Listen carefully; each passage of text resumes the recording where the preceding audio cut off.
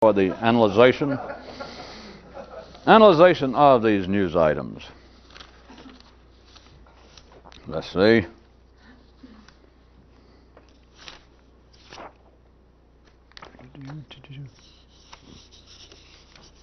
Has somebody got page 4? Is it close?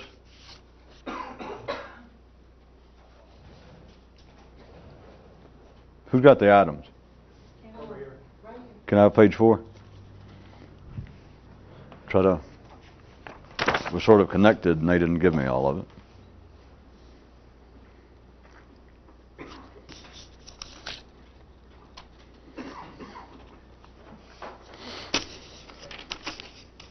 Did it help? Well, I don't know.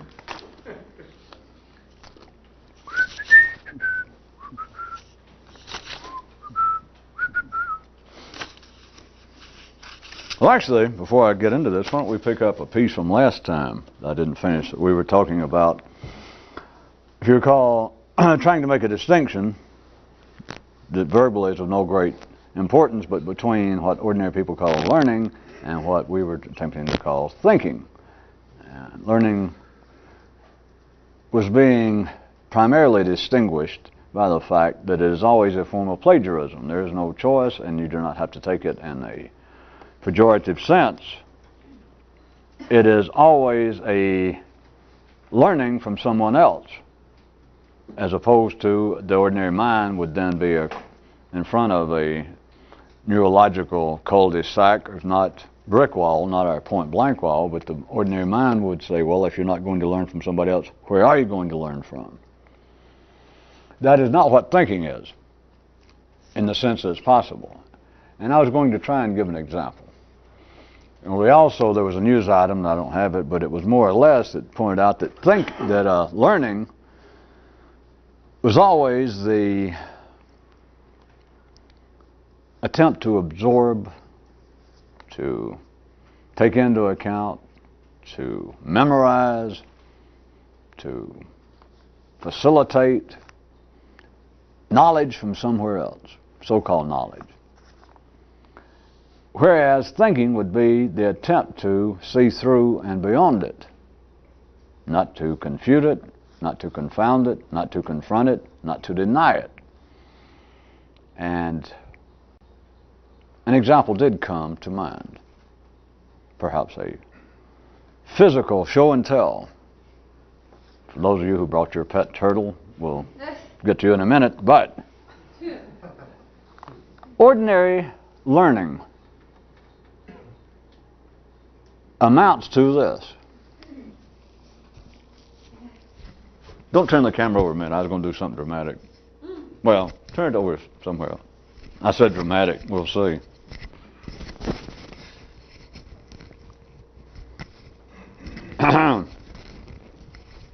Is it good dead air? Don't put it on. Oh. Wait, what are we on? Pan around and show them the art for a minute. Let's see.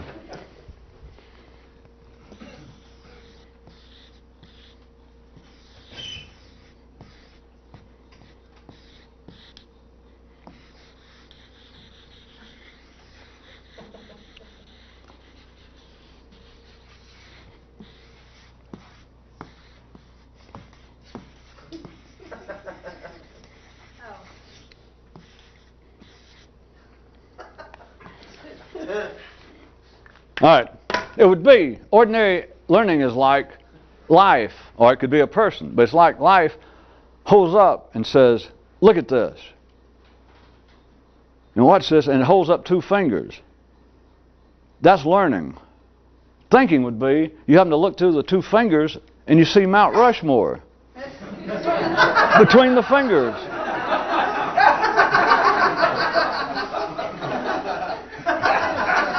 I know I didn't play it. I should have done. Well,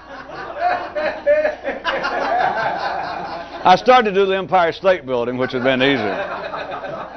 But there is a point to this. This is life, and it is very exemplary of the 2 fingers. But this is what all of the normal intellectual expansion of life is, and as you people know, this is not an attack on education or the ordinary intellectual process, because we are all dependent upon it, or we would not be even here. But it's life, consistently, in every field, from science, which you can look at as being it's holding up, true and false, to religion, all forms of the soft sciences, morality, civilization, the underpinnings itself of, decency and indecency.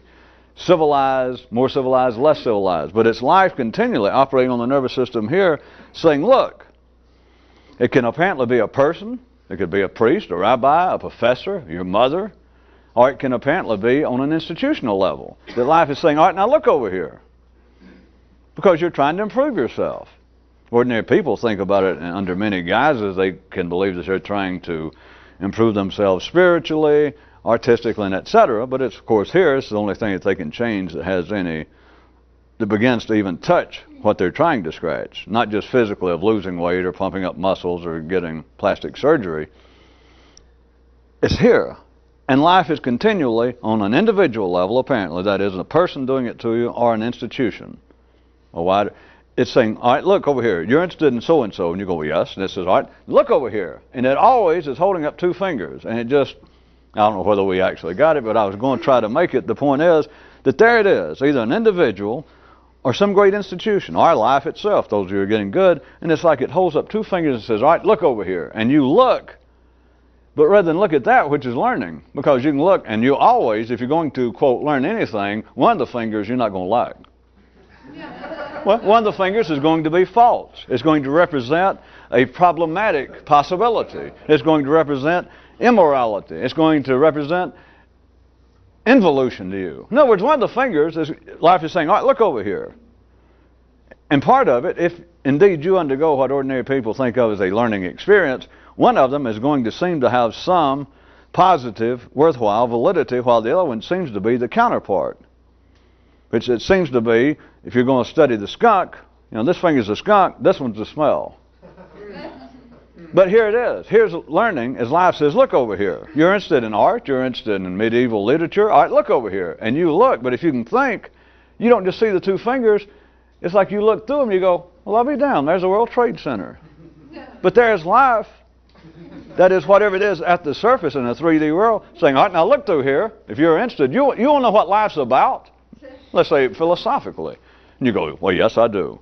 And so here it is, a religion, a church, a school of philosophy. It goes, all right, look over here. And it does this. And if you can think, though, see, you're not arguing with that, except it does that. And you look through it and you say, well, I'll be down. There's Lake Mead. Or I'll be down. Look over there. That looks like John Locke's sister-in-law. Just in her knickers at that. That's what all that was about, not a cheap cartoon, but I wanted to, the point was it's always, in a sense, a surprise, and I thought perhaps the picturization will make it a bit clearer. It's not that you're arguing with, it's not that you're even, it's like this becomes a frame.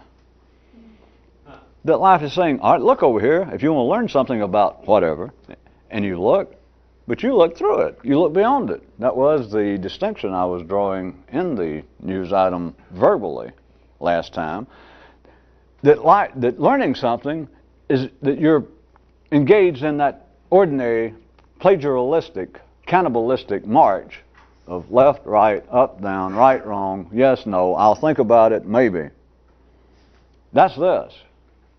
That life's saying, all right, look over here if you want to learn something about whatever. And it says, look over here. And if you learn how to think, though, you don't look over there and stay involved with that period. It's not that there's any sort of wrestling match over, well, those two possibilities, speaking in the political area, one is right and one is wrong, or I'm in favor. It's not that. You look through it and you say, well, I'll be down. I didn't know they were still running the Ile-de-France. Is that the spruce goose? I'm just trying to pick it out yourself. It may have nothing to do with it. You look over, or it may. That it says, right, you're interested in philosophy. Consider this. And you look, and it's holding up something about, right, we are either, we've reached the time, I don't know what the most modern argument is, that we're either part of, either support of the deterministic, whatever title they've got now, school, or you're not, of philosophy. And you look, And if you know how to think, though, you look through and you go, well, I'll be damned. It's the Erie Canal. It's the Eiffel Tower. And life is still doing this. And you can go back and look if you want to, but what are you going to do? All right, I see 2 fingers, but beyond the 2 fingers, consider this. It's like my old equation of I plus not I equals everything. Here's one part.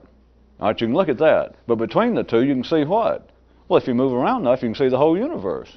So you got your choice. Right, I can look at one of those 2. I could even argue the point. I could support one. I could attack one. I could become a critic of one. I could become a supporter of one and perhaps make a reputation. And so you got one of those 2 things. But you do understand, in a sense, it's like you're framing. You can do this, and all you've got to do is move enough intellectually, and you'll see what? Everything that can be seen. All you got to do is keep shifting. That is the difference between thinking and learning.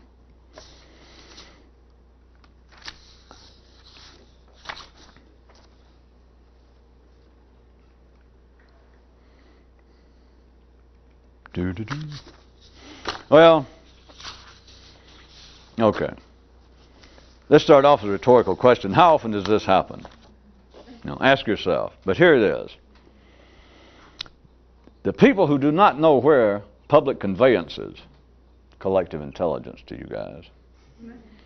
Men who do not have any idea where public conveyances, the ordinary mechanical progression of man's intellect. Now, ordinary people would call it other things like, I guess, religious reality, social progress, the humane march of human evolution, the civilized march. Men who have no idea where, if anywhere, because some of them are not all that convinced. But those who have no idea where, if anywhere, these public conveyances, the representations, the manifestations of life itself on a collective level, where they may be going, the game was guess. How often do these same people suddenly step up front? We got the crowd here. You can consider the crowd any size you want to, between 2 and 3 and 5 billion. That how often do these kinds of people seem to suddenly step out of the crowd up front here and go, all right, now let's get in a straight, nice line and begin boarding in a nice, orderly fashion. Which serves a purpose because people will do it. And it's not some kind of psychological trick, which from an ordinary view you could say, but surely you do know that you can just have a group of people sort of hanging around and say a bus came up. And the group seems to be eclectic to the point that no one's quite sure. The bus has no markings. It doesn't say where the destination is. But everybody's sort of staying around. It's obviously there for some reason. It says, it looks like that somewhere it was written on the curb. It's fading, but it looks like it said bus stop. And you sure as hell got all these people hanging around. A lot of them got bags and they're looking anxiously. And so this thing pulls up. You understand? I'm trying to make it, this is of course life in the city. And it just seems, if you think about it a second, and you're there, it just seems, well, we're all here for some reason. And here comes a bus, it's pulled up, and yet everything seems to be on the verge of chaos. No direction. And suddenly, if this was just ordinary life, you do know this, suddenly a guy with the right kind of testosterone, it's normally guys, it's not sexist, it's just the way it is. That suddenly a guy will step out and he'll go, all right, okay. And everybody will straighten up. You got no idea who the man is. He just suddenly stands up and he's sort of, got high ears, no hair maybe bristles on his back. No, that's right, that's gorillas. That's right, that got nothing to do with people at all. But suddenly out of the crowd, a man steps up and he says, could I have your attention? And all you got to do is be able to feel it hormonally. And you realize a wave of relief and attention. I'm exaggerating, of course, but almost one guy can make 4,900,000,900, can make almost the rest of the world suddenly make their ears go back flat and their tails between their legs. They go, that he stands up and he says, "May I have your attention?" And certainly, they're hoping, well, God, I was waiting for somebody to get my attention. We got somebody in charge. And he said, "All right, let's form a straight line." And people just jump right in line. Now, that's the way civilization is supposed to work, but now intellectually, we're not talking about just physically, materially. Now, as always, you ask yourself, if you were there, or me making up the scene, of course, makes it easier. And you think, that's true. If you can hear it, that's true. And nobody ever says, "Hey, who are you?" Oh, yeah, every now and then somebody says that. But you better listen fast, because if somebody says, "Well, what right do you have to do?" That's about it. And suddenly the voice is gone. If you're ordinary, I guess you could think, well, somebody jumped up. One of the guy that stood up as one of his cohorts, cut his throat before he said, "Hey, who are you to tell us what to..." And you don't hear him more. Okay, if you hear him more, then he's vying for him starting his own line. And he may win, but I'm just saying ordinarily it's not, because at that particular moment, people will immediately fall in line. This complete or almost chaotic situation. Great uncertainty. What's going on? And suddenly one voice says, "All right, let's form a straight line." You got 5 billion people jump right in line. And he says, "And now let's board in an orderly fashion." And everybody just delighted. But now notice, as per my news item, it still says nothing that the guy knew. As a matter of fact, remember it said those who don't know. But also notice in my remarks and the news item, it never does say that somebody maybe raise their hand and say, "Well, sir, I like your tone of voice, you're dressed nice, you seem to know what you're doing, but may I just ask?" No offense, but may I ask, since you put us in line now, sort of brought some order here, exactly where are we going? The truth is, nobody actually wants to ask. Well, not on the basis that somebody might know. Now, they'll go somewhere where they know that nobody knows and say, "Well, what's the purpose of life? Where are we going?" As long as they know that no one knows. As long as they already are wired up to know that whatever source they're seeking out about, aren't you in charge of great mystical or religious or philosophical things in the institution? The person goes, "Well, certainly. I mean, look at me. I got the mystical trappings, I've got the philosophical degrees." And you know life is wired up. You know to go to the right place and to ask the question about, well, where's the bus going? And you know that he's not going to say anything, even though you don't know where it's going. You know he's not going to say anything. How about disturbing? Now, some of you could hear it at all. He is certainly not going to say anything that you would take as being the absolute truth that would be disturbing. All of this, beyond any even backhanded attack at any human institution or religion, consider what your intellect does. Consider that you start off and you are, in a sense, your own bundle of 5 billion kind of untutored, uncertain neural connections, trying to form this pattern of a cohesive, coherent world, that if you can pull these 5 billion people and say, "Well, get in line now, we're going somewhere, the bus is here." That is, you're 21 now, you're kind of grown. The bus is here. Get in line and let's file on board in an order. We got to. What's the choice? We can't have 5 billion people trying to run through one door. And we can't have some kind of we got one bus here. We got one life to live. Hate to plagiarize soap operas. We only got one bus here. We cannot have 5 billion people hollering, "I want to go to Akron." No, Sri Lanka. No, Buenos Aires.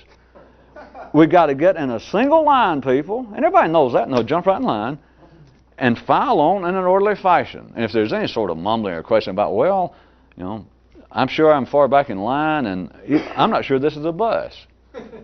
It's like, all right, we'll all get on board. And of course, if you're lucky, you'll die before you actually get on board. People don't look at it that way. But it's like, I'll worry about it later. Which is another good one, if you can think about it, is how intelligent is that? And everybody falls for it. The most educated and learned of men. That if they saw it, and I can make them see it for a second, I don't know why, that they'll get on that bus. They'll stand in line for 65 years, satisfied to get on the bus, and if you knew how to ask them just right, to no avail, but just momentarily, and ask them, "Have you got an idea where that bus is going, even if you get on it?" Well, hell no. And you wouldn't find that just even yourself momentarily curious? You know, well, I was in line right behind you, come to think about it, but I got 5 billion people here. Nobody has any interest. It never strikes anybody. Well, wait a minute. I may not get on the bus. It seems to be questionable now, but I'm going to stand in line, keep my place. If you're civilized, if you're not, they'll take care of you. But I'll stay in line. I will not push, shove, and I'll get on board. But wait a minute. Nobody told you where the bus is going. Well, that's true. You don't know where it's going anywhere. Well, that's true. You don't find that just mildly interesting? You know, there's always some smartass in line bothering people. That'd be about the best they could come up with.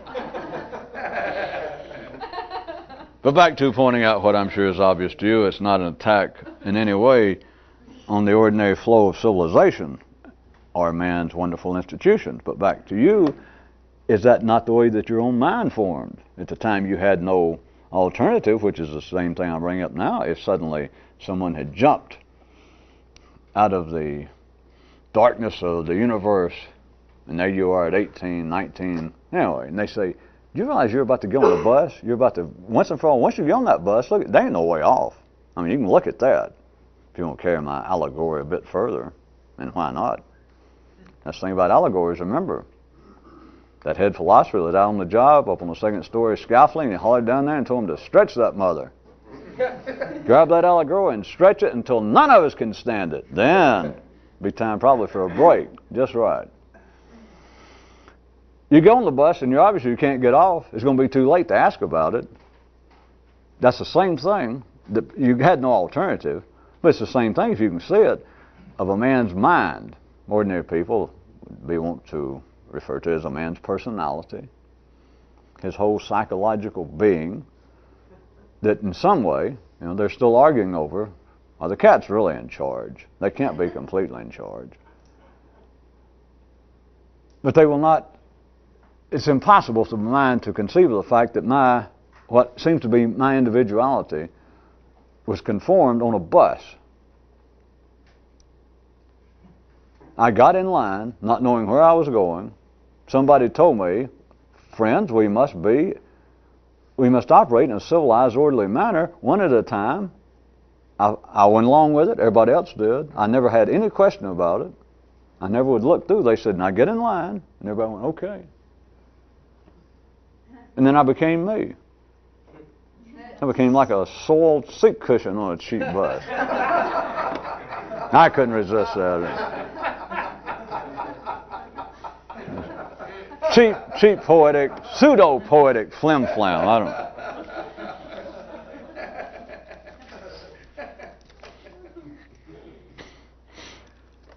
That is the way that the intellect, a man's personality, a man's apparent individuality is formed. If you're civilized. Well, the contraire, I normally bypass it, but it is of some useful observation. The anomalies are not hidden. That's primarily what the news is. Norman wrote us about it tonight. I mean, most of the news, if you've kept a diary of something of the news, what is it? Surely half of it or more is about crime. And what is that? That's people that got out of line. They're uncivilized, no matter what the story is. So and you understand, you would have been insane, you would have been criminally insane, whether legally or otherwise, had your own neural systems gotten out of line. Well, you wouldn't have made it this far. You'd be in a juvenile home for people 50 years old or vice versa.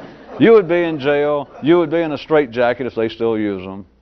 I guess drugs are cheaper than straitjackets. You would not be just sitting here passing yourself off as a somewhat ordinary person. You had to stay once life announced. Once somebody, you took it as being your parents, an authority, a priest, a rabbi, civilization itself, unknown pressures, the voice of God, your conscience, said, friends. And you went, yes. There it is. All your little neurons rushing around. Of course, back then they were, in a sense, a little closer. They were in greater proximity to being driven by your hormones. But there was you're agitated, overactive, a babbling kid, running here and there, especially not being properly serious.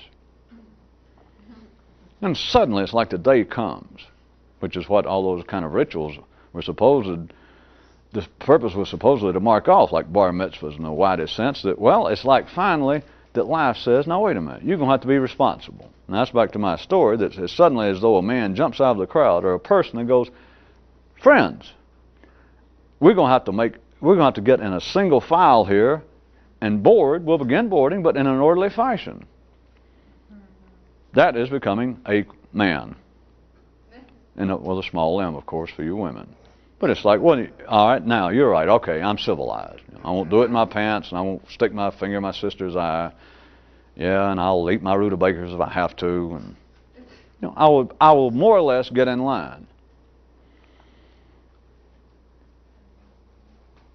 You then end up, those of you who laughed, in a sense, when I point out that a man, an ordinary person, ends up on a kind of bus trip, or at least in line, whether he ever gets on the bus or not, and he has no idea where the bus is going. If you ask him, he says no. If you say, well, what if you get on the bus?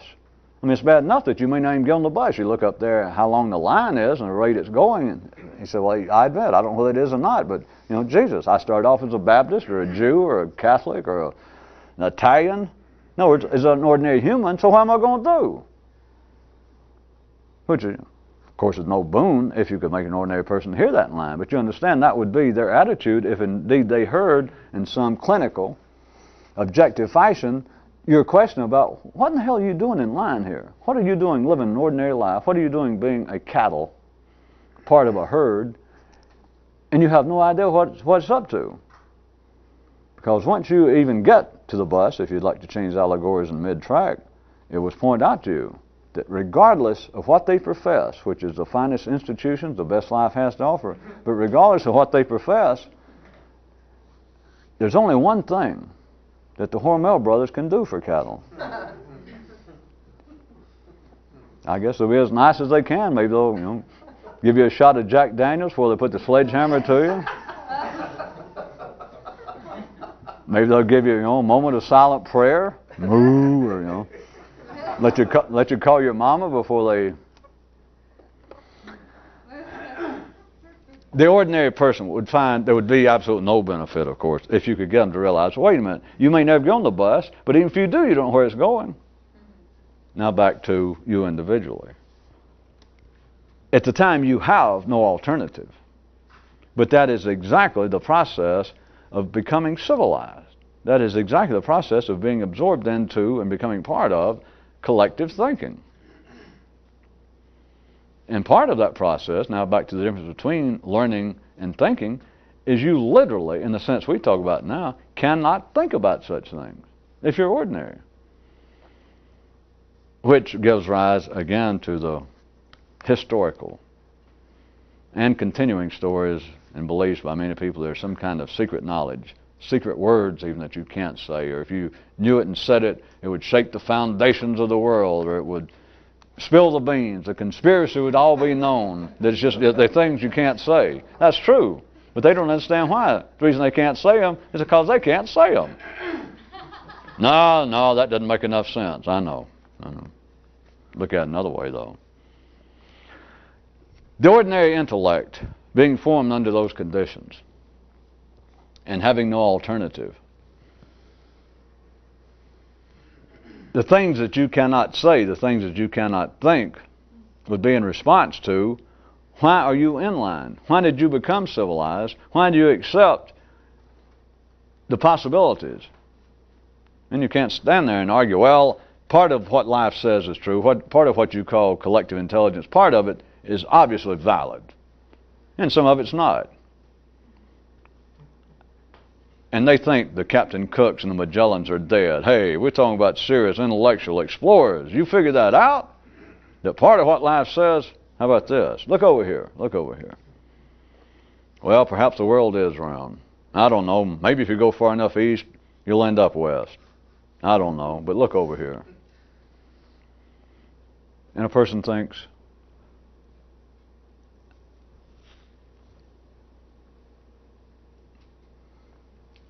I cannot answer such questions. I cannot think about such questions. I do not see the purpose. Now, again, we're playing like they could even hear it for a moment.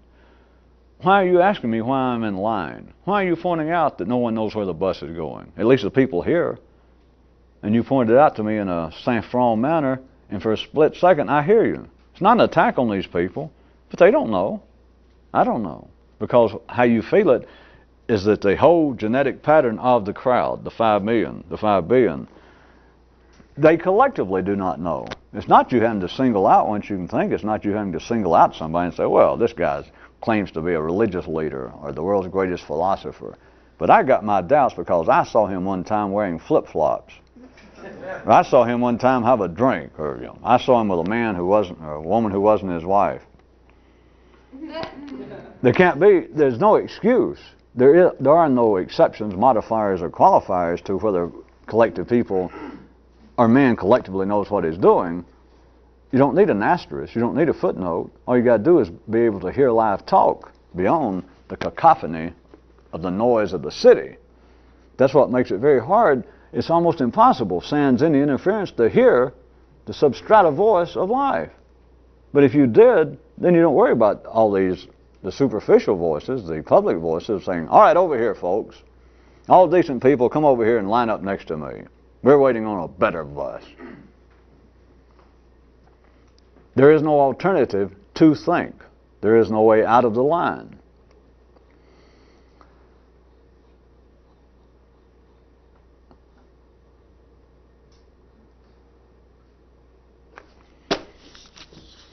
All right, we've got 20 more to cover in what, 4 minutes? Here's one that I know didn't seem to go over good, but it was a guy who was trying to change, he was trying to better balance the forces, trying to even up the odds, and it has to do, I'll give you a hint since I didn't put it in there, having to do with what appears to be what we've been referring to as like the division between a man's hormones and his neurons, between a man's more physical, silent life and his more vocal, intellectual life. Tried to goose up the game. Tried to take those intellectually staying in line that thought they knew where it was going, and I tried to put, like some jalapenos in your boots as you stood there. This guy tried to think about himself in a different way. He split up this division. And instead of neurons and hormones, which is what was based on, I guess it wasn't, I should have given a preface, but he began to think about himself this way. 2 divisions. The one division is his left lobe and his right hand. That's one of them. And the other division is his right lobe and his left hand together.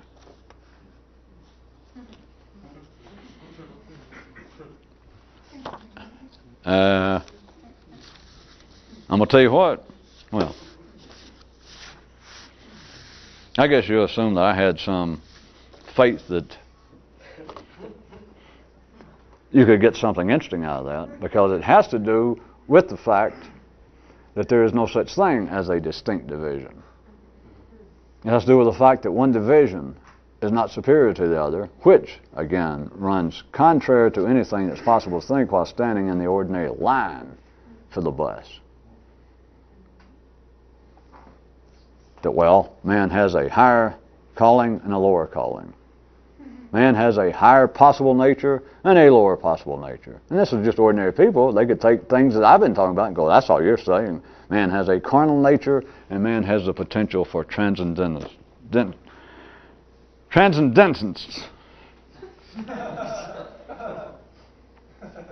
Except for this. It's only those who really get sort of unwound that their turban comes loose.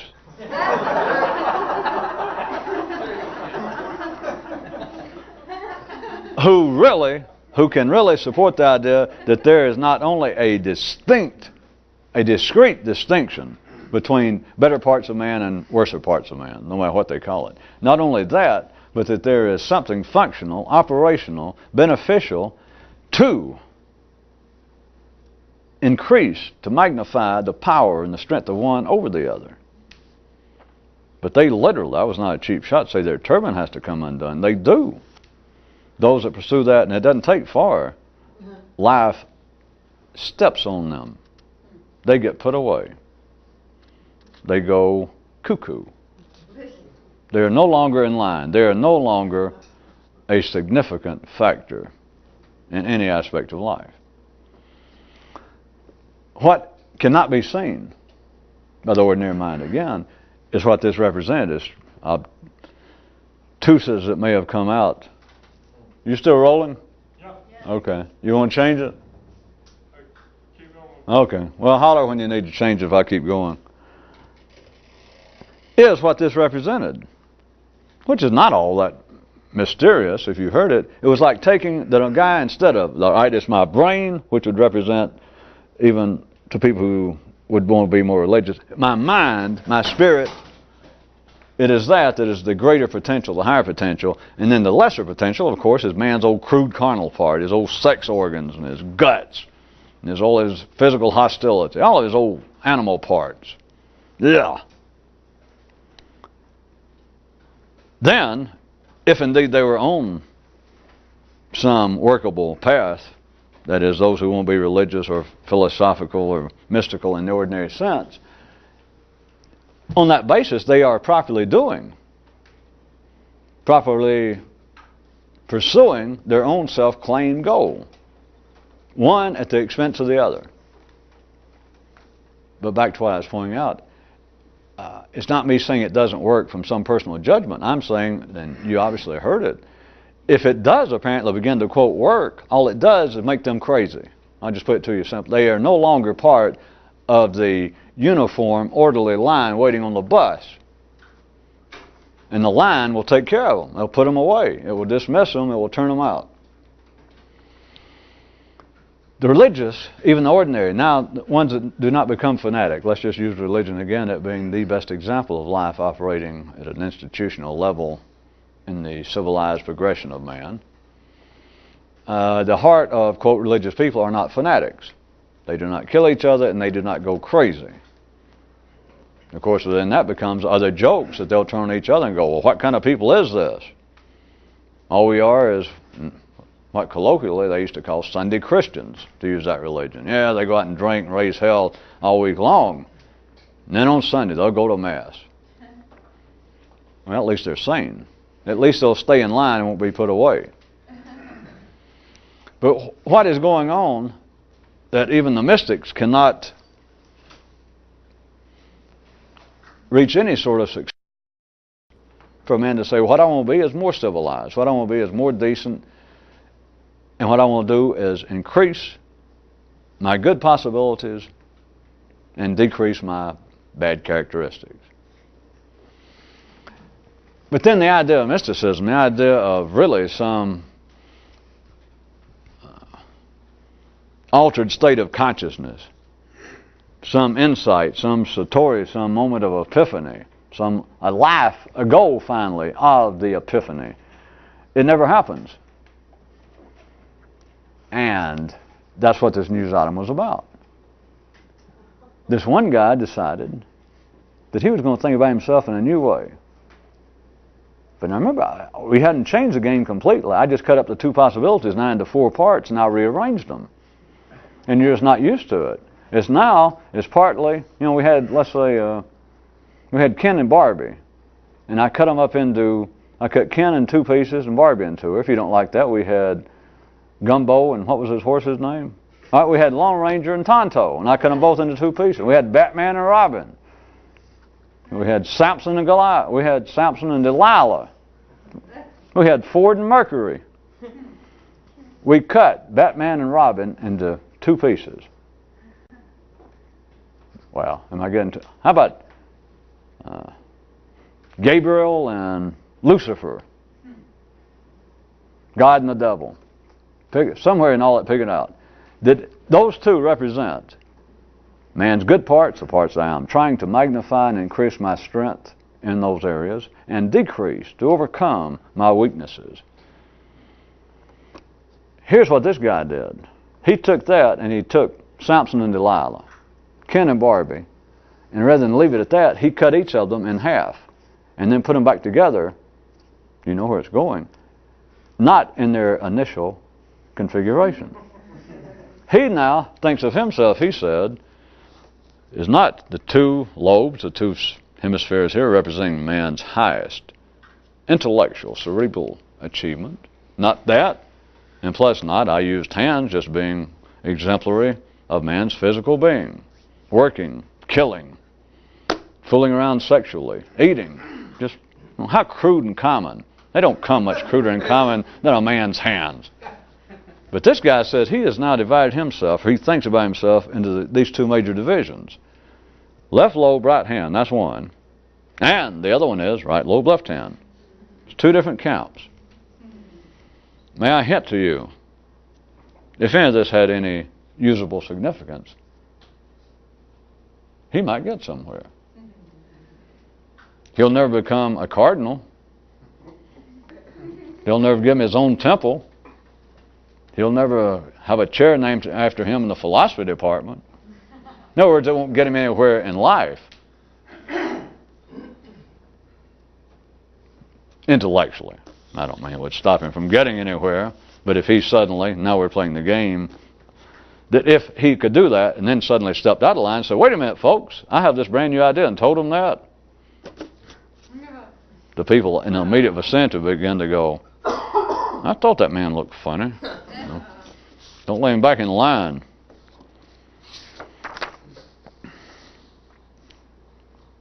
It was definitions 1 and 2, sequentially and consequentially. A sense of seriousness, that was the first one, is the sense of frustration moved to the city. Do you not hear the progression, although it's looked at another way, of Ken and Barbie being driven from the ferocious garden, which I don't guess we'll get to that. I'm not sure any of you got that. The ferocious garden of paradise. The feral garden of paradise. The ferocious is better because the ordinary mind goes, wait a minute, that doesn't make sense. Ah, fuck the ordinary mind.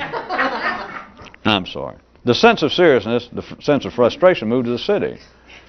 That's back to, use the story again for a minute along the same lines. If we took the kind of Judeo-Christian story of the Garden of Eden, etc. When man began to think, nobody had to throw him out. He got so frustrated, he left. I know I've described it other ways. He got frightened, he got irritated, he got bored, but he also got frustrated. The ordinary mind, I know, makes nothing of that except insanity, I guess. But it's like, here we are in paradise. But it's ferocious paradise, you got to remember. But it's paradise. Take their story. I won't argue. No work, if I remember correctly. No illness. No aging. No clothes. You didn't have to give up a fashion. No taxes. Paradise. Except it was ferocious paradise. You got to remember that. It was feral paradise.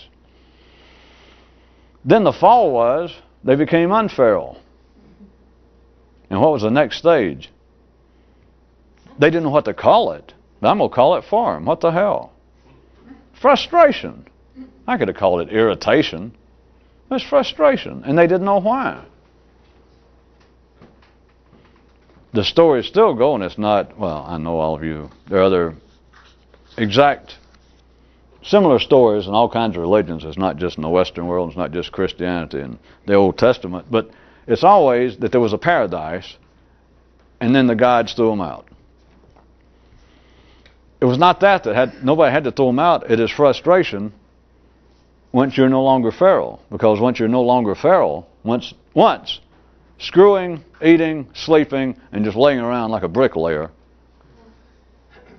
or a warthog.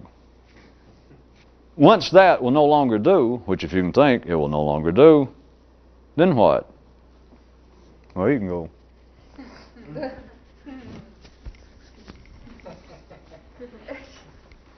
I guess you can pace the floor and you can do a few things, but here's what it amounts to. Frustration. The sense of seriousness was the sense of frustration moved to the city. It was as though they told themselves. They told one another, but they told themselves. It's like Ken and Barbie both said to themselves, "Get thee to a cittery," as opposed to a nunnery. But it's like, get thee to a city. And we will not, will we? I guess I'll mention it en passant, not stop and go, wait a minute, if they were the only people in the world and they just got thrown out of the ferocious garden, there was no city to go to. Picky. Anybody could have pointed that out. They had to go to a city. Notwithstanding the fact there was no city. They had to go. It was either that or go nuts, which is not true. They had to go. We're no longer ferocious. We're no longer in paradise. And you get frustrated. The first stage, and from one view, of overcoming frustration is to go to the city. And when you get to the city, what do? You become serious. Well, I mean, the city ain't no place to fool around. I mean, out in the woods, I guess you're some kind of bucolic hick. You're still hanging around out there in the woods. You can get by all kinds of crap hanging around with a farm. Well, they know, right?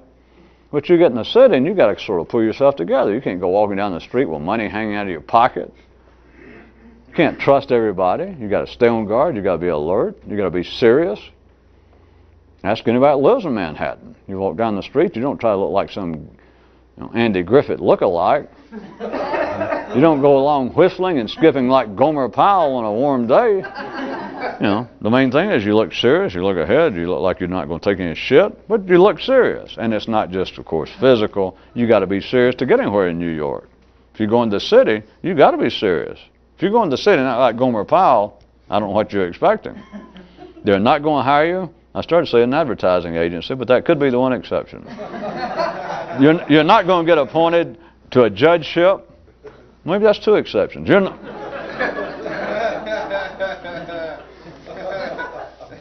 I think we can leave it at this. You will not be taken seriously if you do not act serious. The second definition. Now, see, it was sort of a joke. I labeled it definitions 1 and 2 sequentially and consequentially. Trust me, it's a little joke. Number 2, same term, but it's number 2, a sense of seriousness. Here's the second definition. The sense of absurdity given suitable dress. This is after you've gotten in the city. This is like the second sequential stage, that you got into the city, you're frustrated. Now you are Ken, no longer what to do. You fuck anytime you want to, eat all you wanted to, slept all you wanted to, filled it up all you wanted to. You've played alley-oop as long as you can. It's like, this is not working anymore. I mean, yeah, it's still fun to eat and it's still fun to screw, but, there's something else. I can't put my finger on it, which I always like. Well, if you ever notice, there's a certain kind of serendipity that people are always going, I don't know, life sometimes seems strange, and sometimes I think there's got to be more to what's going on than I think about, but, I just can't put my finger on it. I did not do the choreography for life, so don't blame me. So the sense of seriousness at first, the sense of frustration turns into the sense of seriousness by going to the city, because you are forced to become apparently serious. You're forced to. Back to simply the fact that you will not be taken seriously and therefore survive at a comfortable level unless you are serious, more or less. You've got to take civilization serious. You cannot go in and go, wait a minute. I've been here in the city a while and I looked around and I got enough intelligence. I'm going to tell you what, most of you people don't have any clothes on. You guys that posed for that first story about people.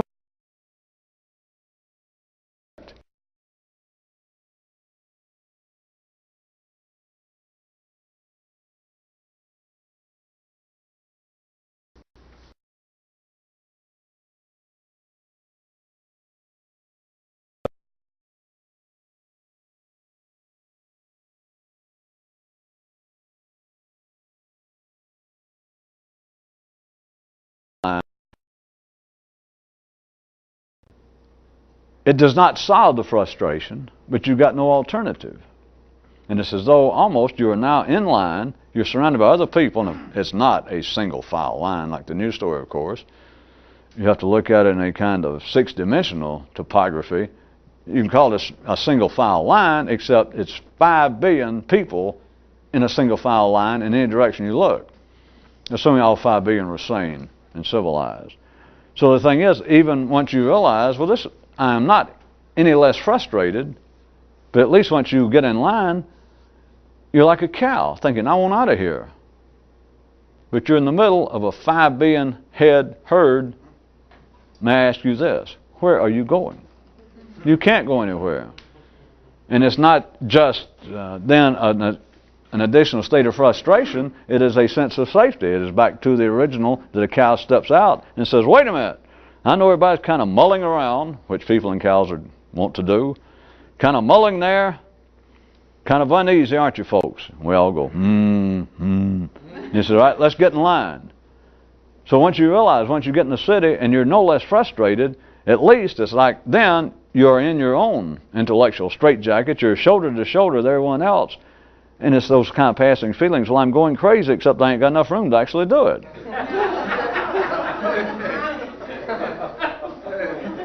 I knew I'd finally get the description with which you people would find some merit.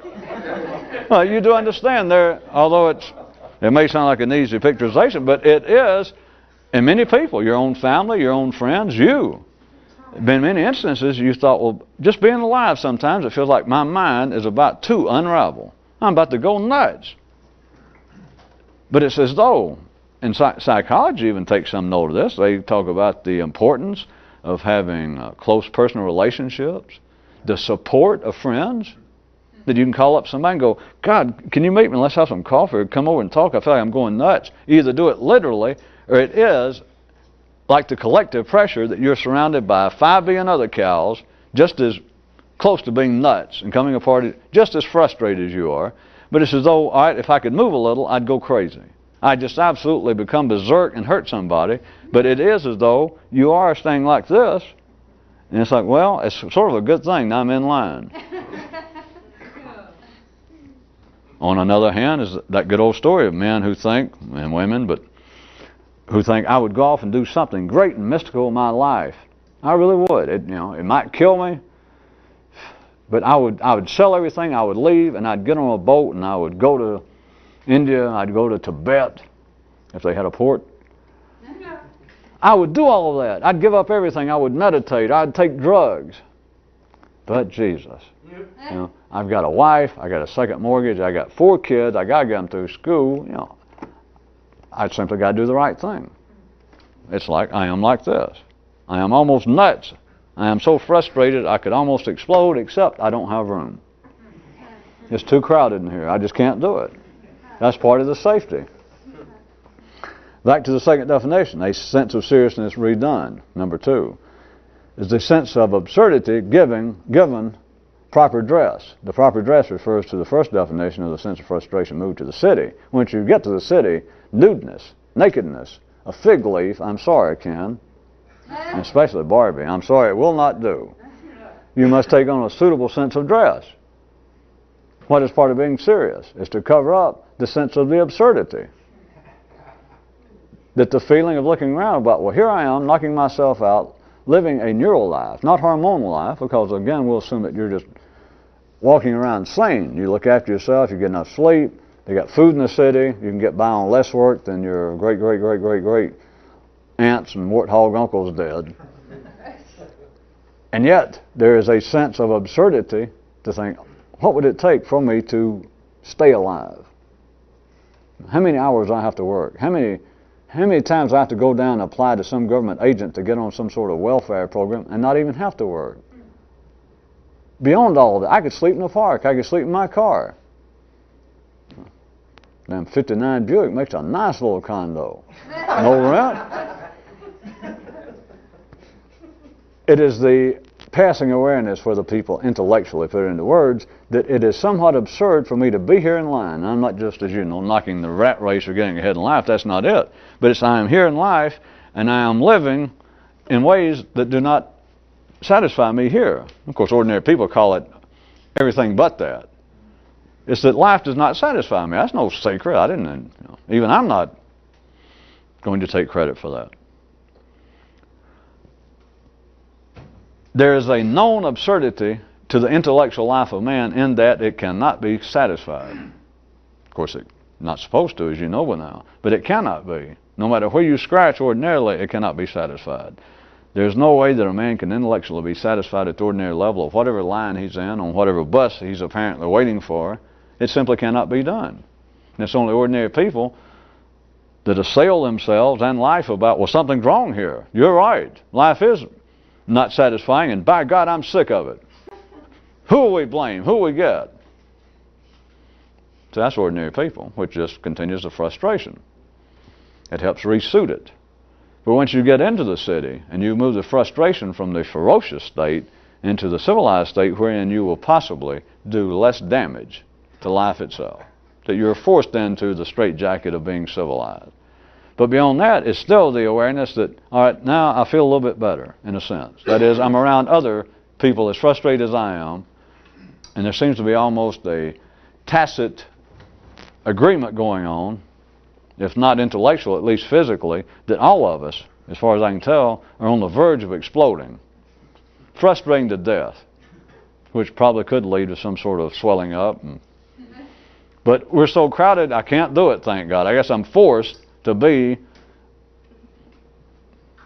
minimally civilized. And yet, there's something ridiculous about this whole thing.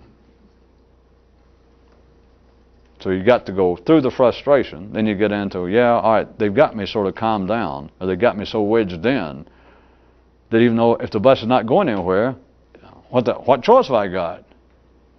But then they can slip in the sense of the absurd, which oftentimes, I know that that's not the kind of terms that you or anybody uses, a sense of the absurd, but it is then that many people become cartoonists, critics, comedians, general run-of-the-mill smartasses. That's what they consider to be some sort of damn near intellectual-based criticism of life. That, yeah, this whole thing is a crock of shit. It's ridiculous what we're doing. But if you ask such a person that does that, and you go, well, you know, I've thought the same thing. What do you have to say about that?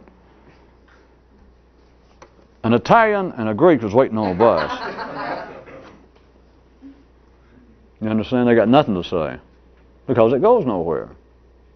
All they can do is try and make an additional joke to pile absurdity upon absurdity. What covers it up again is still the same definition or the same word, term that we're defining, is you must then become serious. You cannot continue, even if it was just a momentary, beyond the frustration into the state of the sense of the absurd. It might have only lasted a few minutes or a few hours. You certainly cannot stay there, because that would have driven you crazy. But that is part of, may I suggest to you, the continuing enjoyment of humor.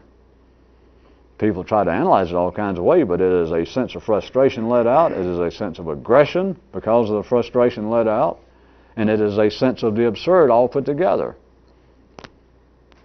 And the jokes can be apparently about all sorts of subjects, but it always contains that. When it is real, the kind of humor that has legs, that's going over at any particular time and place, that is what is considered to be humor, that people actually react to in some particular time and place, is it is addressing, without them knowing it, frustration of being civilized, the aggression of civilization not working, that is, it does not cure their frustration, so they're hostile about it, and tied to, combining with, a sense of the absurd, which it seems what to be make it funny. It's like everybody's trying to stick their finger in somebody's eye, but they don't know who.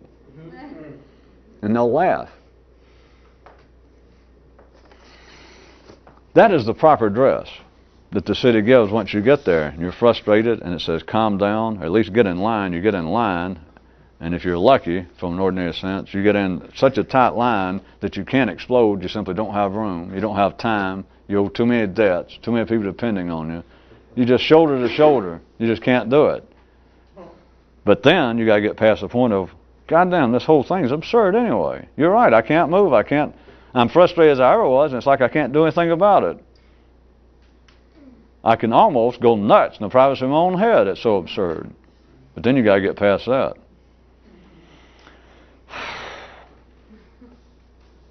You got to get really serious. Yeah. I have used several times a reference to the fact that if you're going to think, you got to be civilized twice. But to be ordinary, you've almost got to be serious-ized twice. You get serious the first time, you get over being frustrated. You get over this. You get over the awareness that no one knows what the hell's going on. You get over asking, Daddy, why's the sky blue? What time are we going to be there? Where do we go after we die? Where's this bus going? And you find no one knows. And you got to get over that first frustration. You become serious. It's like, well, everybody else is in line, and what the hell am I going to do? And they finally, if you want to look at it in a personified way, that other humans say, all right, grow up. Quit asking those dumb questions. Just grow up, damn it. Get through school and then figure it out later. Go major in philosophy or something. But, you're 12 years old. You're 18 years old. Leave us alone. Life says that more or less. That's like the first stage. Well, hey, we're all frustrated. It's just your hormones. You're about to horny to death. If it was a man, I guess, or a boy. Life has some answer, but what it's saying is, you're just frustrated. You'll get over it. And sure enough, you do. You get serious. You're right.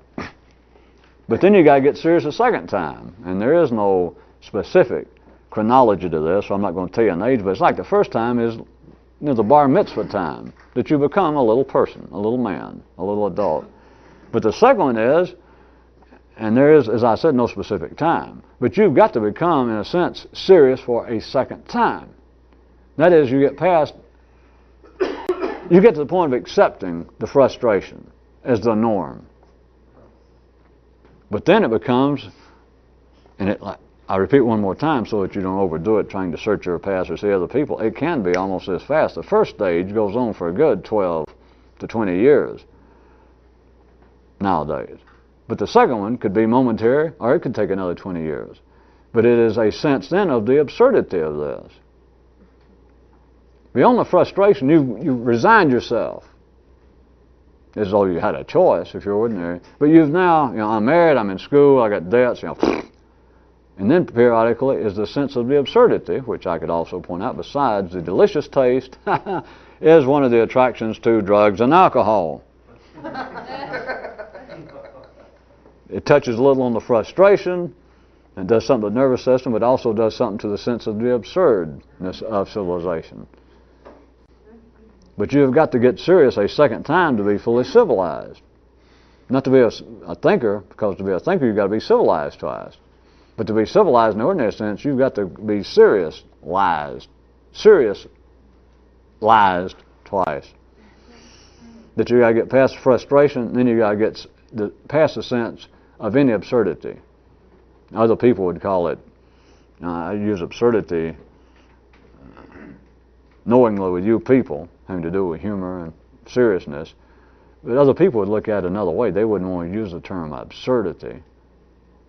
They would, if they were listening down to this and thinking, well, perhaps it has some metaphorical purpose, they would be more inclined to think, well, the second stage you're saying of seriousness, to overcome a sense of the absurd, would be more like a sense of the growing uncertainty the older you get. And you do begin to ponder, what has my life meant? What happened to my dreams of childhood when I finally gave up? Why did I end up married and stuck in a rut at such an early age? Kind of reflective, as men like to believe they get. Which all it is they're over the hill. Their hormones know, their neurons know that their hormones are going to die, and they think, who are we going to turn to after that? And the answer is nobody. Hey, it's time to get serious again. Well, maybe I have frittered away my life, but the end could be near. And I could either break out and sing my way like Sinatra, or maybe I should be more serious. Maybe I should start going to temple more. Maybe I should return. Maybe I should start doing more community work. Maybe I should start visiting the grandchildren like every day for 5 hours. Or it comes out in people. And it can come out in manners not quite as agreeable. It's like the old red-assness that people are inclined to fall into the older they get. But it's an increased sense of seriousness. But it's still an increased sense of seriousness to overcome not only the sense of frustration that they, if they were civilized, that they overcame 20 or 30 or 40 years previously. But now they have to overcome the sense of, like I said, I call it absurdity for the time being, but it could be their sense of uncertainty. Their sense that, all right, I overcame frustration. I gave up. You're right. I gave up 50 years ago. And for what? It's almost a bad joke, isn't it? Except you can't laugh. You can't suddenly be 50, 60 years old and be ordinary and go, well, not, you know, I just thought about you. You're right. I fucked up I just threw it all away. Well, I'm glad you pointed that out. Thanks a lot. Yeah. That ain't the way it goes. You have to really buckle down and get double serious. Well, that's enough, I guess.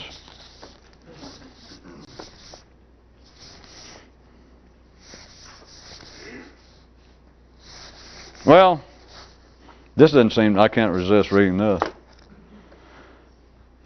It was a further revelations regarding the neural/literary history of Homo Talkatus. Ken and Barbie's telling of their flight from Eden, which Ken and Barbie's been telling that forever and fucking ever on every part of this planet because it's man's genes. You've done it.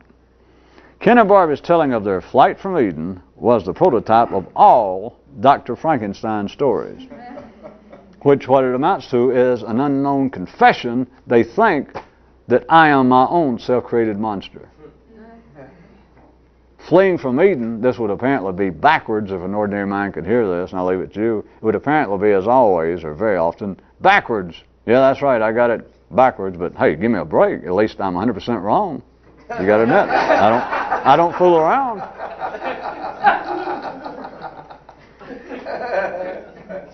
Well, about Dr. Frankenstein's story, I assume you all know what I mean. And there are stories older than that, but the story that man in some way created a life form. But how did it turn out? As I assume all of you have at least seen movies, the monster, you know, Dr. Frankenstein was the guy, the monster, his life, this living creature he turned out, did not, by all accounts, from the Greeks had a version of this, but at any rate, every time man creates life, it never does turn out to be quite what he had in mind by all the stories. He does not turn out to be the ideal housemate. He does not turn out to be, you know, Dr. Frankenstein's probably one shot at a Nobel Prize or Father of the Year award. It always turns out to be just what the stories and movies say, a friggin' monster. Now back to the news item. Ken and Barbie's telling of their flight from Eden was the prototype.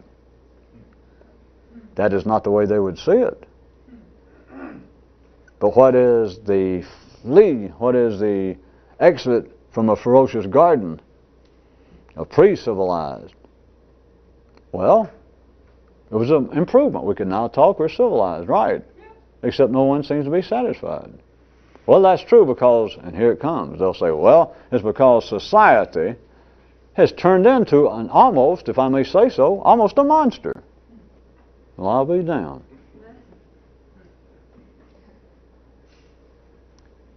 Humanity in general is becoming almost, if I may say so, they're almost beginning to revert back to some more feral state. It's almost a monstrosity. Especially the older I get, the worse it gets.